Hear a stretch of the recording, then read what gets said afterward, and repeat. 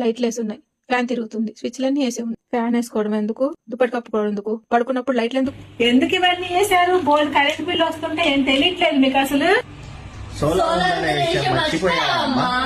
నిజమేనండి, మా ఇల్లు సూర్య గారు అంటే పిఎం నరేంద్ర మోదీ గారు స్టార్ట్ చేసిన సూర్య గారు అనే పథకంలో మేము భాగస్వామ్యులమయ్యాం. మాకు ఇంకా కరెంటు బిల్లు చింత అయితే లేదు. మా కరెంట్ మేమే ఉత్పత్తి చేసుకోగలం. దాంతో పాటు ప్రభుత్వానికి కూడా మేము కరెంట్ అందించాం. సోలార్ వచ్చేసరికి మనకి 1 కిలోవాట్, 2 కిలోవాట్, 3 కిలోవాట్స్ ఇలా 3 రేంజెస్ ఉంటాయి. దానికి తగ్గట్టు వాటి పవర్ కూడా జనరేట్ అయింది. ఆ జనరేట్ అయిన పవర్ లో మన యూజేజ్ ని మైనస్ చేసుకుని మిగిలిన పవర్ ని గవర్నమెంట్ తీసుకుని దానికి తగ్గ అమౌంట్ మనకి రిటర్న్ చేస్తుంది.